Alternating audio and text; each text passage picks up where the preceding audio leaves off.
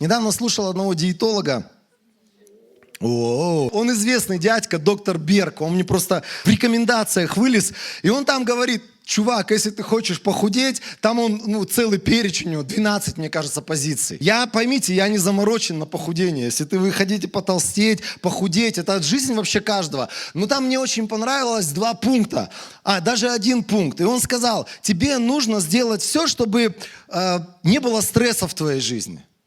Тогда у тебя вообще жизнь состоится. И он говорит, что нужно сделать, чтобы не было стресса. Откуда стресс приходит? Первое, он говорит, от новостей. Все новости злые. Но это ж правда. Потому что хайп или то, что людям интересно, это всегда какие-то трагедии. Это всегда самая интересная новость, когда у кого-то чего-то где-то случилось. Дом обрушился, затоп в Нальчике произошел. А вторая вещь, он говорит, вам надо для того, чтобы избавиться от стресса, избавиться от всех людей негативных, которые негатив в вашу жизнь приносят. Я думаю, Господи, вот конкретно мой путь. Первое, фильтровать информационное поле. Библия мне говорит, наблюдай за тем, что входит в твои глаза. Так же говорит Писание.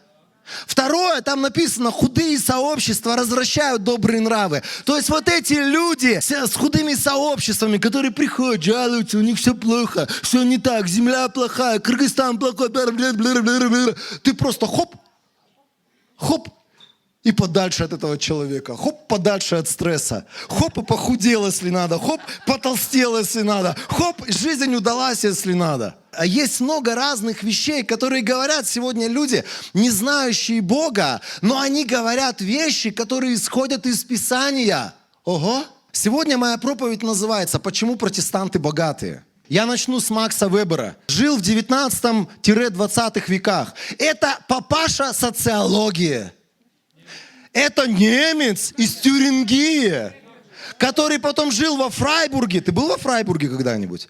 Надо, мне этот город я не посетил, столько доброго про него слышал. Говорят, там виноград вкусный растет. Так вот, этот дяденька в свое время задумался. И так как он был социолог, его интересовало вообще все, что связано с обществом, он задумался, почему в 19 веке это уже было видно реально. Почему протестантские страны Европы живут гораздо богаче, чем все остальные? У него просто этот вопрос не давал ему покоя. Он начал проводить исследования. И он пришел к 3 выводам. К 3 выводам, Карл. Всего лишь 3 вещи, которые сделают тебя человеком преуспевающим. И эти 3 вещи, они имеют базу на Слове Божьем. Итак, первое. Давайте мы посмотрим. Макс Вебер, он вычленил 3 основные вещи. Почему протестантские страны сегодня богаче остальных? Потому что есть 3 принципа экономики, которая построена в этих странах, на которых эти страны стоят. Всего лишь 3 принципа. Первое – это рабочая этика. Второе – это постоянная страсть к знаниям. И третье, наверное, надо было поставить на 1 место. Деньги – это не цель, это всего лишь инструмент для того, чтобы влиять. Знаете, вот если я ничего не объясню, если я на этом брошу, вы скажете, у Дениса какой-то бзык с социологами, он стал нам проповедовать социологию. Я не проповедую вам социологию. Я хочу сегодня рассмотреть вот эти 3 пункта, 3 принципа на основании Библии, на основании того, что говорит Слово Божие. Итак, первое – рабочая этика. Когда мы читаем Новый Завет, и когда мы читаем слова Павла, когда мы читаем слова любых авторов Нового Завета, мы встретимся с тем, что когда дело связано с работой, про работу там написано так, что каждый человек для того, чтобы ему жить на этой земле, должен работать. Должен работать. И даже когда-то большевики, видать, они тоже с Вебером, какое-то отношение имели, они поняли эту тему, и они провозгласили в свое время, кто не работает, тот не ест. Те люди, которые жили в Советском Союзе, типа меня, мы когда-то видели эти лозунги, написанные на заводах, на разных там площадях, были эти вывески. Кто не работает, тот и не ест. Потом, когда я начал читать Библию, я ужаснулся от того, какие плагиаторщики были бы большевики. Бога нет, но из Слова Божьего мы кое-чего возьмем. И вот здесь, когда я читал второе послание Фессалоникийцам, 3 глава, с 10 стиха, написано так. Павел говорит: когда мы были у вас, то оставили вам правила: кто не хочет работать, тот пусть и не ест. Однако мы слышим, что некоторые среди вас бездельничают, не занимаются никакой работой, но вмешиваются в чужие дела. Мы требуем, здесь язык приказной. Это язык офицера, который требует подчинения от своего солдата. И он говорит: я требую и увещеваю таких во имя Господа Иисуса Христа спокойно работать и зарабатывать себе на пропитание. Когда мы говорим вообще о финансовое преуспевание не упирается в количество молитв, которые ты провел перед Господом за деньги. Финансовое преуспевание даже не упирается в количество постов, которые ты оттарабанил и за которые у тебя галочка на небесах стоит. Финансовое преуспевание начинается с работы.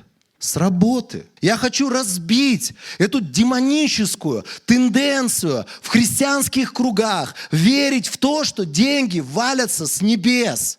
Деньги приходят через работу. Еще раз. Я хочу разбить эту демоническую, шайтанскую идею, что я буду ничего не делать, молиться, суетиться, понты колотиться, и на меня будут деньги сыпаться. Я тебе могу сказать так: если ты не работаешь сегодня, с тобой что-то ненормальное, что-то неправильное с тобой. К сожалению, в христианских кругах вот эта вот тема культивировалась, что если сегодня у тебя мало денег, может быть на тебе проклятие, может быть на тебе шмаклятие, может быть.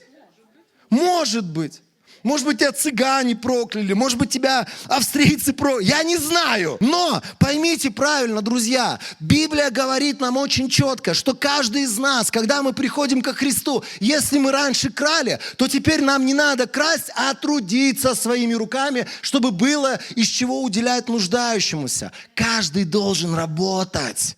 Если ты сегодня молодой человек, и ты на шее у своих родителей, и тебе всего мало, тебе, вот видите ли, на этой машине ездить не буду, проекции там нет. Чего? Какой проекции люди спрашивают? Знаете, когда человек, например, ему 30 лет, он все эти годы нигде не работал. Ему 25 лет, ему 20 лет, он нигде даже не пробовал зарабатывать, подрабатывать. Друзья, с этим человеком что-то неправильное. И если ты такой заботливый папаша, и ты говоришь: я там нагорбатился в своей жизни, ты еще успеешь, я тебя буду там обеспечивать, не переживай. Вы делаете медвежью услугу своим детям. Потому что вы разрушаете в них самый главный принцип, что тот, кто не работает, тот, кто не вовлечен в труд, он не имеет права есть. Он будет всегда деградировать. Были времена, когда у нас было время безработное в нашей стране. Вот были такие времена, правда. Люди не знали, где им начать работать. Сегодня... Да, миллион разной работы. Миллион. За 1000 уже никто не работает, за 2 никто не работает, за 3 никто не работает. Ты когда начинаешь нанимать людей, ты их, во-первых, найти не можешь. Это такая всегда беда найти работников, потому что работы куча, работников не хватает. У нас сегодня, знаете, это принцип из Писания, он перешел в принцип бизнеса. Иисус говорил: жатва поспела, работников на этой жатве не хватает, молитесь за то, чтобы работники были высланы. Этих же работников только в другой сфере не хватает, на стройках не хватает, да вообще везде не хватает. Согласитесь, у кого вот есть бизнес, вот вы, например, заняты в каком-то роде бизнеса, в каком-то виде бизнеса, и вам, согласитесь, вам не хватает всегда людей, и вы готовы платить. И это повсеместно сегодня. Вот эта вот история о том, что безработица, работать негде, это туфта полная. Это полная ерунда. Сегодня работы навалом. Если ты молодой человек, иди копать, иди, я не знаю, пропалывать, стричь газоны. Возьми себе, я не знаю, там остров в аренду для того, чтобы на острове траву косил. Но деньги за это получал. Поймите, сегодня каждый должен быть вовлечен в какую-то работу. Если человек не работает, он деградирует, он превращается в овоща. Если человек сегодня не участвует в каком-то развитии, он участвует в какой-то деградации. И чаще всего люди, которые не работают, у них настолько много свободного времени, что идиотство начинают переполнять их мозги. От безделия, как говорят, люди дурью маются. Сегодня люди делают идиотские вещи, пакости всякие, потому что просто от безделья делать им нечего. Колоссянам 3 глава с 22 стиха. «Рабы, подчиняйтесь вашим земным хозяевам во всем, делая это не на показ, лишь ради того, чтобы заслужить их расположение, но и искренне, в благоговении, пред Господом». И дальше написано, что бы вы ни делали, делайте это от всего сердца, как для Господа, а не для людей. Знаете, кто-то сейчас скажет, ой, вообще про рабов здесь написано, у нас свободное общество. Ха-ха-ха. Но знаете, прикол-то в том, что здесь даже не про рабов написано, а про отношение человека к труду, который мы делаем. Если ты не раб, если ты свободен, ты живешь в Бишкеке, ты думаешь, про тебя было бы написано так. Тот, кто живет в Бишкеке, делай свою работу, в которую ты вовлечен, из-за того, что тебе мало за нее платят, из-за того, что это нелюбимая работа, делай ее пофигистично, спустя рукава. Делай ее так, чтобы тебе самому противно было от этой работы, чтобы ты смотрел на себя со стороны и думал, какое чмо вообще. Так? Нет. Друзья, но знаете, с нами интересная вещь. Мы вовлечены в работу, но мы так и не понимаем одной простой истины. Если я вовлечен во что-то, я должен это делать так, чтобы мне самому кайфовать от этого. Чтобы я со стороны смотрел на то, что я делаю, и я бы был просто самым счастливым человеком. Даже если мне за это платят мало, даже если, может быть, это не самая любимая работа, но так как я работаю там, я буду это делать для Господа. Я это буду делать так, чтобы каждый человек сказал, вау, такая корова нужна самому. Я имею в виду про меня, работника. Такой Денис нам нужен. И пройдет какое-то время, всех работников выгонят и скажут, слушай, тебе дадим в 2 раза больше зарплату, но ты оставайся. Знаете, чего сегодня не хватает? Вот когда мы говорим про работу, я знаю, что большинство из нас, мы где-то вовлечены в какой-то труд, но не хватает людей качественных, не хватает людей по-настоящему, у которых вот эта философия делать как для Господа.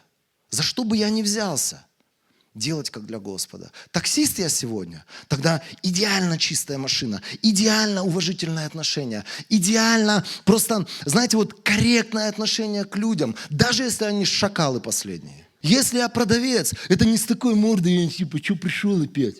Это когда я переступаю через себя, я делаю вещи, которые я должен делать правильно, даже если я этого не чувствую, даже если у меня все идет сейчас не по плану и кошмарная жизнь у меня у самого. Ты просто делаешь это для людей и для Господа. Я совсем недавно столкнулся с одной компанией людей, электрики. Вот мы строили дом, когда у нас все было классно, со всеми людьми, с кем мы сталкивались, там каменщики, плиточники, те, все, третьи, десятые, были просто классные ребята. К электрикам у меня постоянные проблемы были, претензии у меня были. В последнее время у людей, с которыми я соприкасался по стройке, я каждый раз интересовался, есть у вас хорошие электрики, хорошие. Вот таких плохих не надо, я уже с ними общался. Хорошие мне нужны, потому что у меня есть некоторые вопросы. И я помню, как-то раз мне один человек говорит, слушай, я знаю одного парня, он такой же, как ты, в какую-то церковь ходит. И у них есть бригада. Все наши заказы мы отдаем им всегда, потому что это люди достойнейшие. Христианин, про которого такая слава идет. Уже наслышались про христиан, о которых вот такая совсем плохая слава, да, другая слава. Взял деньги и испарился. Взял деньги, работу не доделал, исчез, сделал как попало, пришлось все переделывать, переплачивать. Вот этих историй я уже наслышался. Но тут я слышу от одного человека, он говорит, такой же, как вы, я знаю, он христианин, куда-то в какую-то церковь ходит, и у них классная бригада электриков. Он мне порекомендовал, скинул номер телефона. Я забыл про этого парня, просто имя запомнил, потому что его Денис звали. Редкое имя, да, такое. Как-то мне запомнилось. В следующий раз опять там человек у нас видеонаблюдение устанавливал. Я у него спрашиваю, а есть у тебя электрики, с которыми ты работаешь постоянно? Он говорит, есть. Зовут его Денис. Я такой, не понял. Он говорит, вообще крутые ребята, делают идеально. И он там начал расхваливать его. Я думаю, что-то я не понял. Второй раз 2 человека, не сговорившись, с разных мест, они говорят про одного и того же парня, и он тоже говорит, он в какую-то церковь ходит. Все знают о том, что он какой-то верующий. Я говорю, ну-ка скинь-ка мне его номер телефона. Ну, думаю, сколько этих Денисов в Бишкеке есть? Ну, как минимум 2 точно, я знаю, есть. Поэтому думаю, может быть, это другой. Сравниваю номер телефона, когда он скинул, тот же самый. Думаю, надо же, какая слава о человеке. Я этого Дениса вызвонил, говорю, там, мы с ним договорились по поводу электричества, он говорит, надо подождать 2 недели. Я говорю, хорошо, я буду ждать. Я буду ждать, это мне уже дело принципа, я хотел узнать, что же за человек, о котором все такое доброе говорят. Я дождался, он мне перезвонил, я ему там позвонил, мы с ним договорились, он говорит, в 8 приеду. Ну, думаю, начинается, в 8 приеду, в 8:30 будет звонить, там в пробке стою, шмробки там. И вот это вот вся, думаешь, у меня уже внутреннее, можно, думаю, где-то на 8:30, на 9 внутреннее рассчитывать. До 8 человек мне звонит, говорит, я в пути, сейчас к 8 я подъеду. Приехал, все посмотрел, все рассчитал, все разузнал. Говорит, хорошо, я приехал на разведку, сейчас тебе ничего пока не буду обещать, но до конца недели мы найдем время, выберем среди нашего графика, и мы тебя посетим. Ну, где-то рассчитывая пятница-суббота. Но до этого времени купи вот это, сделай вот это, и вот, жди нас. В четверг мне этот человек звонит, говорит, купил все, что необходимо было. Я не купил. Я говорю, да я сейчас сгоняю, куплю. Он говорит, завтра в 8 утра мы будем. И знаете, что сразу у меня, я думаю, эти точно будут в 8 утра. А сколько христиан, которым говорят, приди в 8, они приходят в 9:30, потом чаек начинают пить, потом истории рассказывать, евангелизацией заниматься. Конечно, без этого тоже никак. Надо же души спасать по ходу. И знаете, эти люди приехали, они сделали вот все идеально, не к чему придраться. И самый последний штрих, который им надо было сделать, это отрегулировать фонари, которые они поставили на улице. Ливень льет. И эти люди просто надели на себя какие-то капюшоны, говорят, если зонтик есть, будем рады, если вы нам дадите. Под зонтиком, с этими капюшонами они регулируют. Там ливень просто шмалял такой, я думаю, я бы на их месте уже 15 раз бы с хозяином договорился, типа завтра заедем, отрегулируем. Доделали всю работу. Без вот этого состояния, все, давай деньги. Они сказали, мы сейчас уедем, все посчитаем, потом отправим там смету. И потом, когда у вас там будет возможность перечислить, я думаю, что происходит на этой земле? Вы думаете, я когда-нибудь к каким-нибудь другим электрикам обращусь? Даже если мне скажут пополам, 50% дискаунт мы тебе сделаем от того, что тебе Денис сказал. Я скажу, даже если 90% вы мне сделаете, вы мне не нужны, я знаю этих людей. Знаете, кто сегодня востребован и кто сегодня будет зарабатывать? Кто сегодня будет преуспевать? Человек, у которого такая репутация. Ни у кого не будет работы. Все будут работать за похлебку. Эти люди будут зарабатывать на то, чтобы спокойно жить, ездить, веселиться, строить дома, отдыхать где-нибудь там. И ты скажешь, не может такого быть. Не может просто обычный работяга зарабатывать очень много денег. Если ты сегодня специалист в своем деле, ты делаешь как для Господа, поверь мне, может. Человек может зарабатывать достаточно, и так, что у него еще будет избыток. Если он делает, как для Господа, тот труд маленький, который сегодня у него есть, он будет востребован. Все лишатся работы, все будут работать за 3 копейки. Эти люди будут преуспевать. Если ты сегодня вовлечен в какую-то работу, во-первых, если ты не вовлечен, нигде не работаешь, задумайся. Думай и молись о том, чтобы в твоей жизни были бы, может быть, там студенты у нас сегодня есть. Слава Богу за вас. Вы учитесь, это время, когда вам надо тогда пахать так, чтобы вы были лучшими студентами. Но если ты не студент, и нигде не работаешь, и нигде не учишься, и ничем не занимаешься, ты просто в Инстаграме смотришь картинки о том, как преуспевают другие люди, и мечтаешь. Однажды, в следующей жизни, когда я стану мошкой, я разбогатею. Никогда не разбогатеешь. В нищете и сдохнешь. Страсть к знаниям. А вот знаете вот здесь что такое? Вот интересно, притча 8 глава 10 стих. «Предпочтите наставление мое серебру». И дальше «знание наилучшему золоту». У Бога знание и мудрость котируются выше, чем какие-то земные благословения, которые ты имеешь. Даниила, 1 глава, 17 стих. Здесь написано так. «Этим 4 юношам Бог дал знания и понимание всех видов словесности и учености». О ком здесь идет речь? О каких 4 юношах? Сидрах, Месах и Аведnego. А 4 еще был дядька там. Даниил. Они были в рабстве. Их сделали евнухами. И здесь написано, что Бог благоволил к этим ребятам. И Он дал им что? Подожди, Бог, а может быть, надо было им свободу дать, деньги дать, знатных жен дать? В конце концов-то. У Бога другая градация вещей. Он знания ставит выше всего этого. Потому что все может закончиться, а твои знания тебя будут обогащать. Твоя мудрость и понимание вещей, которые ты сегодня получил, они будут тебя обогащать. И интересно, написано так, что они понимали все виды словесности и учености. Это были люди продвинутые, лингвисты. Ого, у нас, привет, салам всем лингвистам. Кто больше 2 языков знает. Благословенны вы в очах Господа, потому что вы на правильном пути. Развивайся. Если ты молодой человек, учи языки. Если ты молодой человек, узнавай что-то новое о том, что тебя окружает. Будь человеком, который хочет развиваться, выходить из своей скорлупы, из конуры. Делай что-то новое в своей жизни. Узнавай что-то новое, пытайся делать что-то новое, практикуй какие-то новые знания в своей жизни, потому что это то, что будет тебя обогащать. А у нас 3 место Писания есть. Здесь написано еще больше. Екклесиаст 2 глава с 26 стиха. Человеку, который угоден ему, скажи вместе со мной, я угоден Богу. Он бы тебя не нашел, если бы ты ему не был угоден. Он тебя нашел, потому что план Божий у него есть на тебя. И там написано, тот, который угоден ему, он дает ему что? А дальше знание и счастье. Ё-моё. Подождите, там написано про грешника, что у грешника есть бремя. И это бремя собирать и копить богатство. Многие из нас, мы такие продуманные, мы такие, как нам кажется, дальновидные. Господь, не надо мне знаний, не надо мне там чего, мудрости, счастья. Дай мне денег. Здесь написано, что это бремя. Потому что когда приходят деньги, когда на кого-то валится вот это финансовое благополучие, богатство, которое не через их знание и мудрость пришло, у них одно бремя, как бы это не потерять.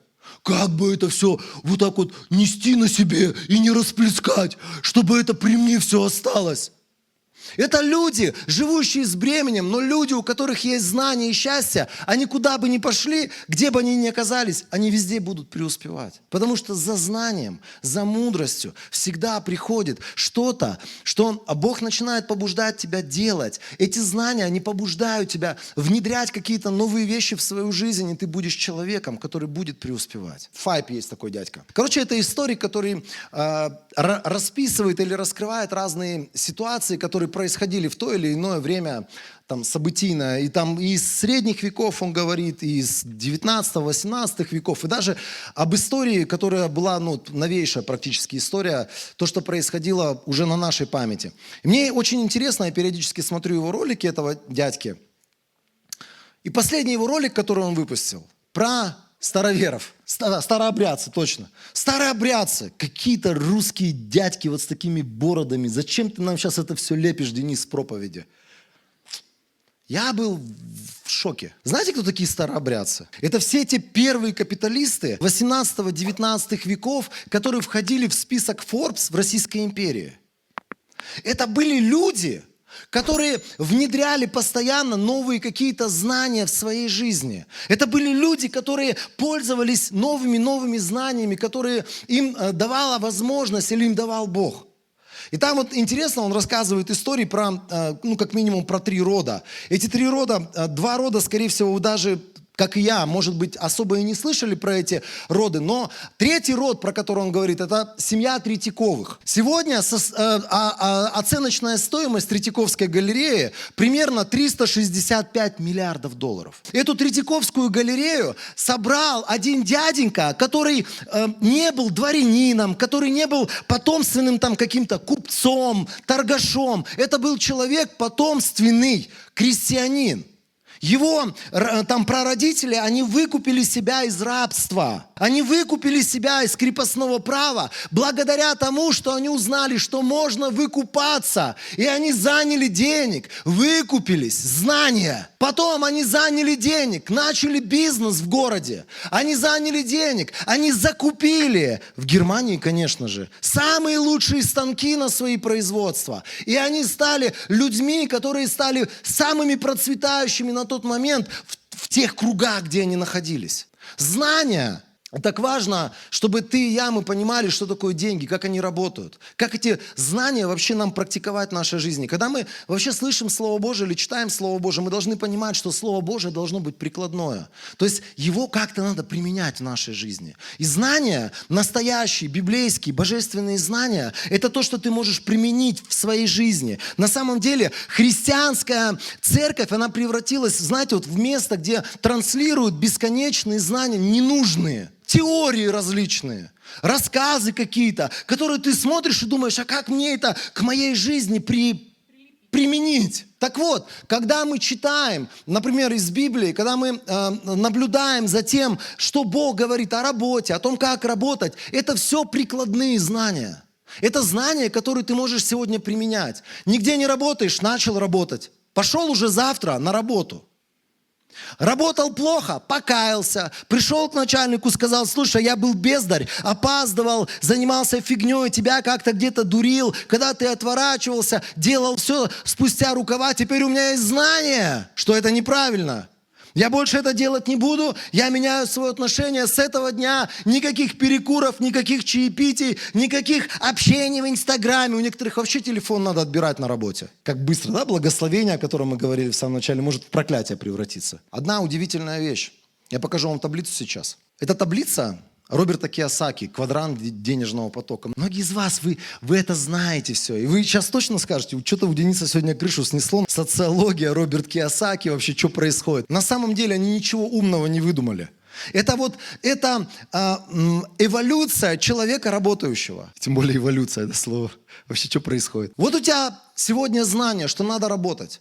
У тебя сегодня знание, что нужно все, что ты делаешь, делать как для Господа. Но тебе еще надо иметь такое знание, что есть как минимум 4 сферы вовлеченности твоей. Ты можешь работать по найму, то есть ты к кому-то прийти можешь, устроиться. У тебя есть начальник, который приказывает тебе, от сих до сих копай, получишь 200 сомов.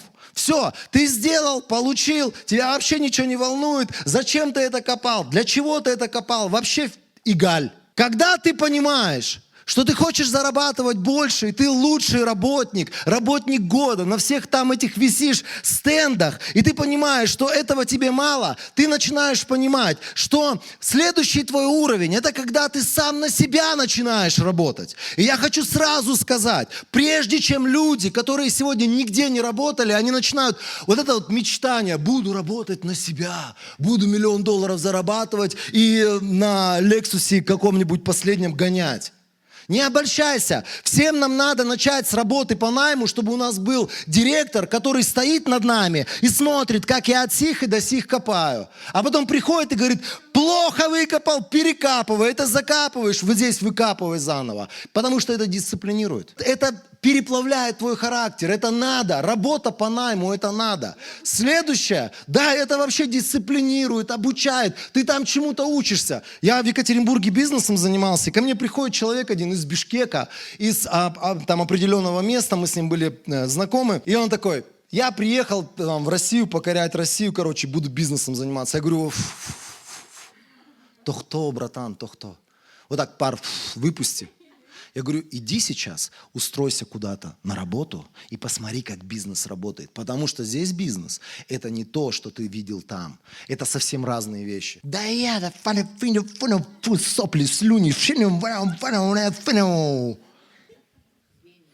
гения через какое-то время не стало. Иди, работай, иди, встань под чью-то власть, делай то, что тебе говорят. Стань человеком, который способен себя дисциплинировать. Потом, следующий уровень, это самонайм. Ну или как некоторые говорят, работать не на дядю, а на себя. Хочу сразу сказать, есть такие специальности, где всегда ты будешь на кого-то работать. Например, ты работаешь в банке, да, в IT. Это же не значит, что я там пошел сейчас, буду сам на себя работать, и я банк там какой-то замутю. Нет, есть, например, определенные специальности, где ты можешь расти по карьерной лестнице. Ты можешь, например, свое резюме отдать в какую-то другую компанию, которая платит на уровень больше. В немецкую, например. А лучше в американскую, например.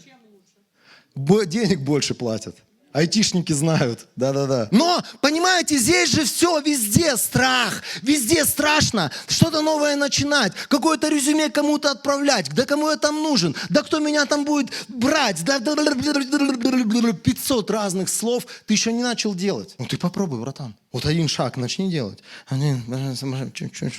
Просто шагай. Самонайм – это когда ты сам на себя работаешь. Это когда ты уже вырос. Ты, например, работал раньше, у тебя был директор, ты делился с директором там своими доходами. Тут ты вдруг понимаешь, что я-то могу сам быть себе и директором, и бухгалтером, и менеджером по продажам.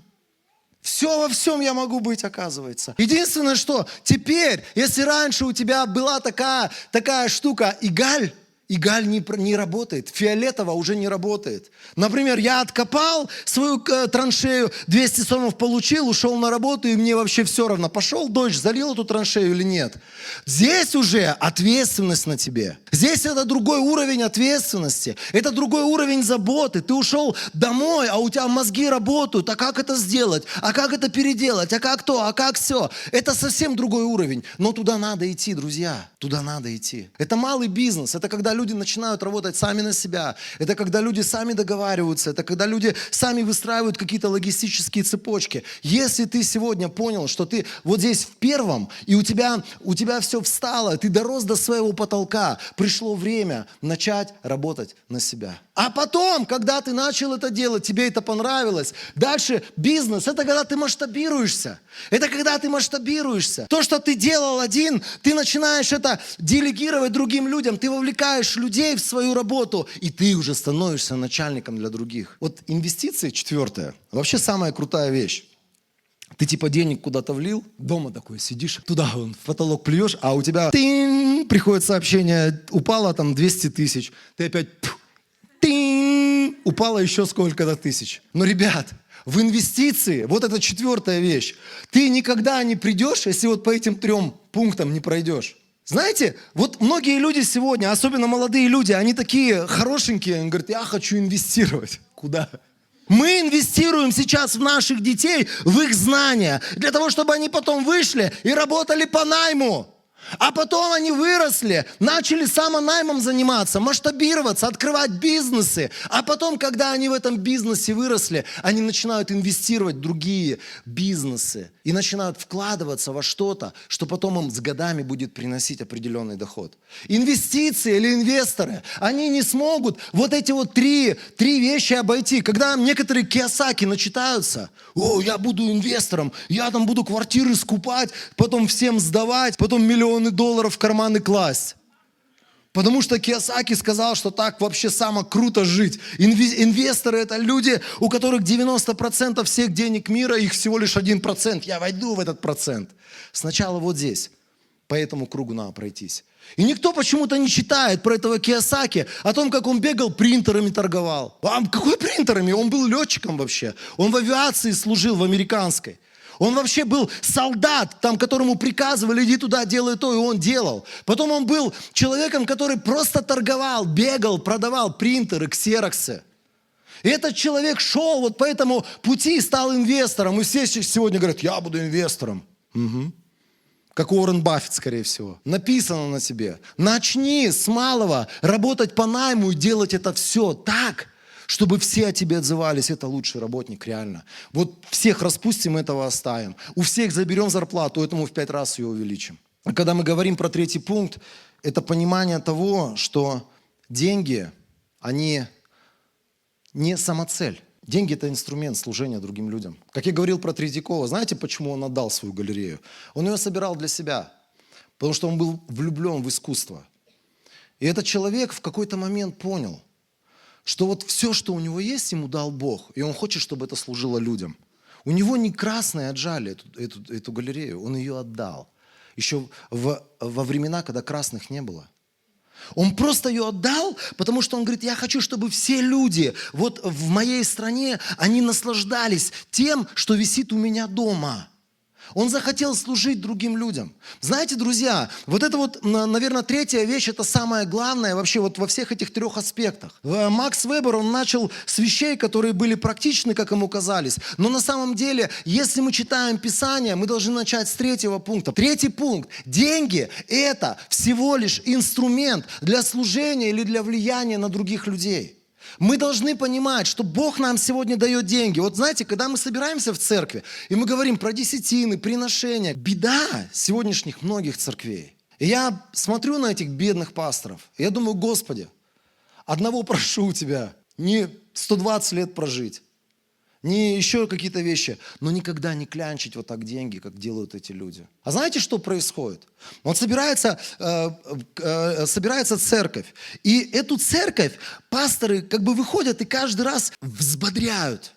Они говорят, ты заработал деньги, 10% принадлежит Богу. Приношения сверх 10% принадлежат Богу. И они пытаются и запугать, и надавить, и оскорбить, и как-то сманипулировать. И ты смотришь на это, и ты понимаешь, как печально смотреть вот на то, что происходит с сегодняшней церковью. Потому что, когда мы читаем Неемия 10 глава, 32 стих, вот здесь интересно, когда они строили храм, и когда они восстанавливали храм, они начали с того, что они говорят, мы берем на себя обязательство исполнять повеление о том, чтобы каждый год давать треть шекеля на нужды дома нашего Бога. Подождите, стоп. Они собрались всей своей церковью, ну пусть это, назовем это церковью, евреи, в храме своем. И они говорят, мы обязуемся, мы берем на себя это обязательство, чтобы делать приношения. Они сейчас не говорят здесь о десятинах, они говорят о пожертвованиях, которые они могут делать поверх своих десятин. Вот здесь вот треть шекеля, что это такое? Это 4 грамма золота. 4 грамма золота. Каждый человек в доме в моем, например, у нас 5 человек, в год мы просто давали 20 грамм золота. Пожертвование. Это просто наше обязательство, это то, о чем мы договорились, потому что, почему? Потому что мы хотим, чтобы Дом Божий преуспевал. Вы хотите, чтобы наша церковь была, вот знаете, вот опять-таки мы как по умолчанию какие-то вещи воспринимаем. По умолчанию этот экран воспринимаем, оборудование, многие вещи мы по умолчанию воспринимаем. Что это вот, ну, есть это в церкви и классно. Все по умолчанию происходит. Но знаете, вот это все кто-то посеял, вот это все кто-то пожертвовал. Чьи-то 4 грамма золота, приношения. Чьи-то пожертвования. Люди просто жертвовали, люди вкладывались, потому что они хотят. Они для себя сделали это обязательство, что они хотят, чтобы моя церковь процветала, поэтому я даю. Они используют деньги, которые приходят в их жизнь, не просто как какую-то возможность для себя. Они понимают, что это еще инструмент, чтобы влиять и на других людей, быть благословением для других людей, прежде всего для своей церкви. Я просто хочу, чтобы ты пересмотрел и переосмыслил свое отношение к деньгам, потому что каждый раз, когда мы читаем Слово Божие, Библия говорит, от первых плодов своих уделяй прежде всего Господу. Я уделяю Господу, я там даю каким-то нищим, я там даю каким-то людям. Прежде всего Бог говорит, принеси свои десятины приношения в дом мой, чтобы там был хлеб, чтобы здесь было все необходимое, чтобы мы становились больше, лучше и качественнее. Мы иногда не задаемся, знаете, вот не задаемся этими вопросами, не задаем сами себе эти вопросы и не отвечаем на эти вопросы. А где церковь берет деньги? Где мы берем деньги на то, на другое, на третье, на 10? Это все те наши пожертвования, те ваши пожертвования, те наши десятины, те ваши десятины, которые мы все вместе делаем. И только когда церковь по-настоящему начнет жертвовать, давать то, что Дух Божий в ее сердце вкладывает, только тогда эта церковь сможет исполнить поручение, которое ей Бог вкладывает в сердце. Когда мы жертвуем, когда мы даем, мы должны понимать, это то, что я делаю, чтобы моя церковь становилась лучше. Дальше написано так, следующий стих. Там написано, на священный хлеб, на постоянные хлебные приношения, вот эти вот деньги шли, всесожжения, на приношения в субботу, на новолуние, в установленные праздники, на священные пожертвования, на жертвы за грех, чтобы очищать Израиль, и на все работы в доме нашего Бога. А дальше написано так, еще мы берем на себя каждый год доставлять, обязанность каждый год доставлять в Дом Господа первые плоды от наших урожаев и от каждого плодового дерева. А здесь они говорят о десятинах. Здесь они говорят о том, что принадлежит Богу по определению. И как еще написано в законе, мы будем приводить к служащим там священникам в доме нашего Бога первенцев из наших сыновей и первородное от скота из наших стад и отар. Еще мы будем приносить в хранилище дома нашего Бога к священникам муку первого помола, наши хлебные приношения от первых плодов, первые плоды всех наших деревьев и нашего молодого вина и масла. Мы будем приносить 10-ю часть наших урожаев левитам, ведь это левитам надлежит собирать 10-ю часть во всех городах, где мы обрабатываем землю. Вот они строят храм, они хотят, чтобы их церковь преуспевала, чтобы их храм преуспевал. И они делают все вместе. Никто никого не давит, никто никого не напрягает, никто никому не обосновывает. Знаешь, в Новом Завете десятина все еще есть. Сколько уже надо обоснований прочитать из разных мест Писания, где Иисус говорил о том, чтобы мы не забывали отдавать 10-ю часть. Сколько надо разных мест Писания прочитать, чтобы, например, люди уже начали понимать, что так классно, когда Дух Божий внутрь твоего сердца вкладывает, например, решение что-то пожертвовать, что-то отдать, и ты это делаешь, и это приносит результаты, приносит какой-то плод. Последний раз мы собирали приношения для одного человека, и там определенная сумма денег должна была быть собрана. Об этой сумме денег никто не знал. Например, я не знал, сколько надо денег собрать. Помните, на операцию человеку собирали? Алина знала эту сумму денег, тот человек, может быть, знал эту сумму денег, но все остальные не знали. Знаете, когда были собраны эти деньги, этих денег точь-в-точь столько было, сколько необходимо было на эту операцию. О чем это говорит? Дух Божий вкладывает в наши сердца на какие-то проекты, какие-то идеи. Он вкладывает в наши сердца желание что-то дать, что-то пожертвовать, что-то, какую-то сумму денег уделить. И потом мы видим, как, когда мы послушны, эти вещи происходят. Как это совершается. Я хочу, чтобы вы понимали, когда мы не жертвуем просто куда-то в неведомые вещи. Мы жертвуем на то, чтобы наша церковь, наш Дом Божий, он преуспевал. И мы могли делать то, к чему нас Бог призывает. Посылать миссионеров и т.д. и т.п. Может быть, ты вообще не давал. Может быть, ты давал десятину, ты говорил, 10% Бог я тебе отдаю, все, ко мне вопросов больше пусть не будет, ты меня благословляй. Может быть, ты на самом деле с правильным сердцем, от всего сердца жертвовал. Я не знаю, у кого что в сердце. Но я хотел бы тебя вдохновить на одно. Когда ты верен со своей стороны, Бог верен всегда со своей стороны. Я молюсь сегодня одной простой молитвой всегда. Я говорю, Господь, наша церковь, церковь дающих. И ты сказал, если церковь приносит десятинные приношения, ты откроешь небесные окна. Все, даже если вокруг экономика валится, Бог будет открывать надо мной небесные окна, и Он позаботится, чтобы у меня и работа была, и бизнес развивался, и клиенты приходили, и новые какие-то идеи ко мне приходили. Чтобы я ни в чем не нуждался. Даже если у всех сегодня проблема, например, с тем или с другим или с третьим, мой Бог будет находить возможности, чтобы меня благословлять в этой сфере. Слышите, друзья, вот всего лишь 3 пункта. С первого, 3-й пункт, это первый пункт на самом деле. Твое отношение к деньгам, оно должно быть по-настоящему тем библейским отношением, которое прописано в Новом Завете. Бог говорит, дающие должны давать доброохотно, с радостью, по вере, зная, что Бог воздаст на все твои даяния. Второе, работа, которую ты сегодня делаешь, делай ее так, чтобы о тебе отзывались, как о том Денисе. И третье, когда сегодня ты где-то работаешь, ты в чем-то двигаешься, ищи какие-то новые идеи, ищи новые знания, получай новые знания, развивайся, не стой на месте. Все очень быстро прогрессирует, и ты тоже прогрессируй, получай новые знания, становись лучшим в своем роде, лучшим. 3 вещи, всего лишь 3. 3.